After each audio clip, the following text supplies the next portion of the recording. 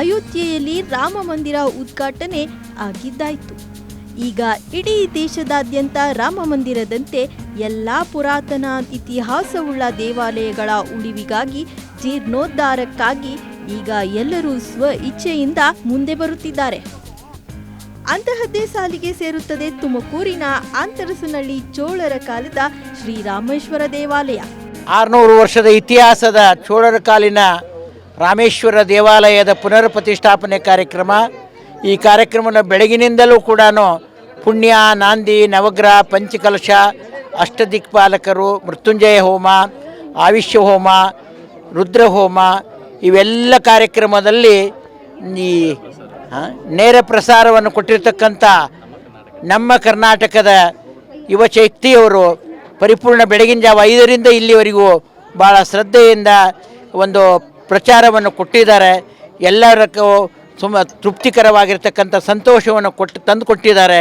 ಈ 600 ವರ್ಷದ ಇತಿಹಾಸದ ಈ ರಾಮೇಶ್ವರ ಮಹಾಸ್ವಾಮಿಯ ಪುನರ್ ಪ್ರತಿಷ್ಠಾಪನಾ ತಮ್ಮೆಲ್ಲರಿಗೂ ಸಂತೋಷ ತಂದಿದೆ ಅಂತಕ್ಕಂಥ ಮಾತನ್ನು ಹೇಳುತ್ತಾ, ಮುಂದಿನ ದಿನಗಳಲ್ಲಿ ರೈತರಿಗೆ ಮಳೆ ಬೇಕು, ಆ ವರ್ಣನ ಕೃಪಾ ಆಶೀರ್ವಾದ ಆ ರಾಮೇಶ್ವರನ ಆಶೀರ್ವಾದದಿಂದ ದೊರೀಲಿ.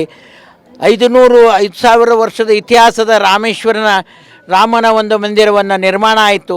ಈ ತುಮಕೂರು ಭಾಗದಲ್ಲಿ ಈ ರಾಮೇಶ್ವರನ ನಿರ್ಮಾಣ ಆಗಿದ್ದು ಎಲ್ಲರಿಗೂ ಸಂತೋಷ ತಂದುಕೊಟ್ಟಿದೆ. ಇದರಿಂದ ಎಲ್ಲರ ಒಂದು ಮನಸ್ಸಿನ ಶಾಂತಿ ನೆಮ್ಮದಿಯನ್ನು ದೊರಕಲಿ ಅಂತಕ್ಕಂಥ ಮಾತನ್ನು ಹೇಳುತ್ತಾ, ನಮ್ಮ ಕರ್ನಾಟಕದ ಟಿ ವಿ ಮಾಧ್ಯಮದವರಿಗೂ ತನ್ನ ಹೆಚ್ಚಿನ ಪ್ರಚಾರವನ್ನು ಬೆಳೀಲಿ, ಭಗವಂತನ ಆಶೀರ್ವಾದ ನಿರಂತರವಾಗಿರಲಿ ಅಂತಕ್ಕಂಥ ಮಾತನ್ನು ಹರಿಸುತ್ತಾ 2 ಮಾತಿಗೆ ವಿರಾಮ ಕೊಡುತ್ತೇವೆ. ಶಿವಂ ಭೂಯಾತ್, ಶಿವಂ ಭೂಯಾತ್, ಶಿವಂ ಭೂಯಾತ್. ಹೌದು, 500 ವರ್ಷದ ಇತಿಹಾಸವುಳ್ಳ ಶ್ರೀರಾಮೇಶ್ವರ ದೇವಾಲಯದ ಉಳಿವಿಗಾಗಿ ಎಲ್ಲ ಅಡೆತಡೆಗಳನ್ನು ಮೀರಿ ಇಂದು ಅಂತರಸನಹಳ್ಳಿ ಬೈಪಾಸ್ ಬಳಿ ಇರುವ ಶ್ರೀರಾಮೇಶ್ವರ ಮಂದಿರವನ್ನು ನೂತನವಾಗಿ ನಿರ್ಮಿಸಿ ಲೋಕಾರ್ಪಣೆಗೊಳಿಸುವುದರಲ್ಲಿ ಸೈ ಎನಿಸಿಕೊಂಡಿದ್ದಾರೆ ಅಲ್ಲಿನ ನಿಕಟಪೂರ್ವ ಪಾಲಿಕೆ ಸದಸ್ಯ ಎಸ್ ಮಂಜುನಾಥ್. ನಮ್ಮ ವಾರ್ಡ್ನಲ್ಲಿ ನಮ್ಮ ರಾಮೇಶ್ವರನ ದೇವಸ್ಥಾನವನ್ನು ಉದ್ಘಾಟನೆ ನಮ್ಮ ತುರುವೇಕೆರೆ ಸ್ವಾಮೀಜಿ ಆದಂಥ ಋಷಭೇಂದ್ರ ಸ್ವಾಮೀಜಿ ಅವರಿಂದ ಆಗಿದೆ. ತುಂಬ ಸಂತೋಷ. ನಾವು 3 ವರ್ಷಗಳ ಹಿಂದೆ ಈ ಒಂದು ಹಳೆ ದೇವಸ್ಥಾನ, ಸುಮಾರು 600 ವರ್ಷಗಳ ಹಿಂದಿನ ದೇವಸ್ಥಾನ, ರಾಮೇಶ್ವರನ ದೇವಸ್ಥಾನ ಶಿಥಿಲಗೊಂಡಿತ್ತು. ಆವಾಗ ನಾವು ಹೋಗಿ ಇವ್ರ ಹತ್ರ ಭಿನ್ನ ಮಾಡ್ಕೊಂಡಿದ್ದಾಗ ಅವರು ಹೇಳಿ, ಆವಾಗ ನೀವು ಸ್ಟಾರ್ಟ್ ಮಾಡಿ ನಾವು ಅಭಯ ಕೊಡ್ತೀವಿ ಅಂತ ಹೇಳಿ ಪ್ರತಿಯೊಂದು ಹಂತದಲ್ಲೂ ಅವರೇ ಭೂಮಿ ಪೂಜೆ ಮಾಡಿದ್ರು, ಅವರೇ ದೇವಸ್ಥಾನವನ್ನು ಭಿನ್ನ ಮಾಡಿದ್ರು. ಇವತ್ತು ಅವ್ರ ಕಡೆಯಿಂದನೇ ಪ್ರತಿಷ್ಠಾಪನೆ ಆಗಿದೆ. ಅವರ ಆಶೀರ್ವಾದದಿಂದ ನಮಗೆ ಈ ದೇವಸ್ಥಾನ ಇಲ್ಲಿ ತನಕ ಬಂದಿದೆ.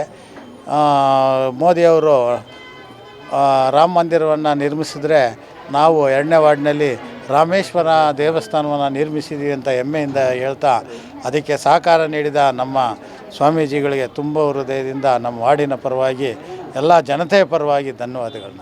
ದೇವಸ್ಥಾನದ ಲೋಕಾರ್ಪಣೆ ಸಂದರ್ಭದಲ್ಲಿ ಬಹಳಷ್ಟು ಕಷ್ಟಗಳನ್ನ ಎದುರಿಸಿದ್ರಿ. ಅದಕ್ಕೆ ಬೆಂಬಲವಾಗಿ ಯಾರೆಲ್ಲ ನಿಂತಿದ್ರು? ಅದೆಲ್ಲ ನಮ್ಮ ಇದಕ್ಕೆ ಸಹಜವಾಗಿ ಇವ್ರ ಹತ್ರನೇ 2 ಸತಿ ಹೋಗಿ ನಾವು ಈ ಥರ ಆಗಿದೆ ಅಂತ ಕೇಳಿದಾಗ ಅದಕ್ಕೆ ಸಮಂಜಸವಾದ ಕೆಲವೊಂದು ನಿರ್ದೇಶನಗಳನ್ನು ಕೊಟ್ಟಿದ್ರು. ಹಾಗೂ ನಮ್ಮ ಶಾಸಕರು ಹಾಗೂ ನಮ್ಮ ವಾರ್ಡಿನ ಪ್ರತಿನಿಧಿಗಳು ಇದಕ್ಕೆ ಒತ್ತು ಕೊಟ್ಟು ಸಹಕಾರ ನೀಡಿದರು. ಮುಂದಿನ ದಿನ ಈ ದೇವಸ್ಥಾನದಲ್ಲಿ ಇನ್ನೂ ಯಾವ್ಯಾವ ರೀತಿಯೆಲ್ಲ ಇಲ್ಲ, ಮುಂದಿನ ದಿನಗಳಲ್ಲಿ ಇನ್ನು ಗೋಪುರ ಹಾಕಬೇಕು, ಇನ್ನು ಪ್ಲಾಟ್ಫಾರಮ್ ರೆಡಿ ಮಾಡಬೇಕು, ಕಾಂಪೌಂಡ್ ಇದು ನಿರಂತರವಾಗಿ ಈ ದೇವಸ್ಥಾನ ಎಷ್ಟು ಬೇಕಾದ್ರೂ ಬೆಳೆಯೋ ಮಟ್ಟ ಇದೆ, ಬೆಳೆಯುತ್ತೆ, ಬೆಳೆಸ್ತೀವಿ ಸ್ವಾಮೀಜಿಗಳ ಸಹಕಾರದಿಂದ. ಇದೇ ಸಂದರ್ಭದಲ್ಲಿ ಶ್ರೀರಾಮೇಶ್ವರ ಮಂದಿರದ ಮಹೋತ್ಸವ ಲೋಕಾರ್ಪಣೆಗಾಗಿ ನೊಣವಿನಕೆರೆ ಕಾಡು ಸಿದ್ದೇಶ್ವರ ಮಠದ ಶಿವಯೋಗೇಶ್ವರ ಮಹಾಸ್ವಾಮಿಗಳ ದಿವ್ಯ ಸಾನ್ನಿಧ್ಯದಲ್ಲಿ ಲೋಕಾರ್ಪಣೆಗೊಳಿಸಲಾಯಿತು.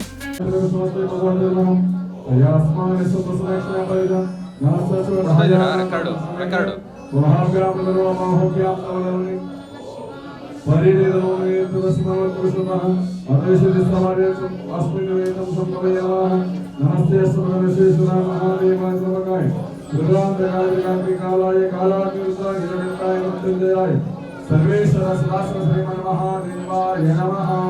ओम अग्ना विष्णु सदोषसे मामर्थन्तु भाग्यः शृंगेवा देवीरागतं वादश्च मे प्रथमश्च मे प्रियतिश्च मे प्रसिद्धिश्च मे भीतिश्च मे कुतश्च मे स्वरश्च मे श्लोकश्च मे श्रावस्तमे सुतिस्तमे ज्योतिस्तमे सुवस्तमे प्राणस्तमे पानः तमे ज्ञानस्तमे सुस्तमे पठितमाधीतन्तमे वाक्तमे मनस्तमे चक्षुस्तमे श्रोत्रन्तमे चक्षुस्तमे बलन्तमे सहस्तम आयुस्तमे धरातम आत्मातमे तनुस्तमे।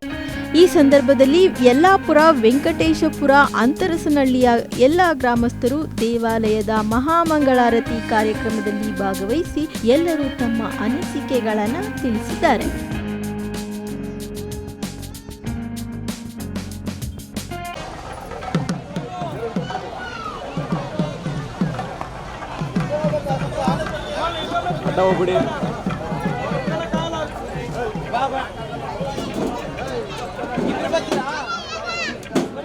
ಈ ದೇವಸ್ಥಾನ ಶ್ರೀ ರಾಮೇಶ್ವರ ಸ್ವಾಮಿ ದೇವಸ್ಥಾನ ಬಂದು ಒಂದು 800 ವರ್ಷದ ಇತಿಹಾಸ ಇದೆ.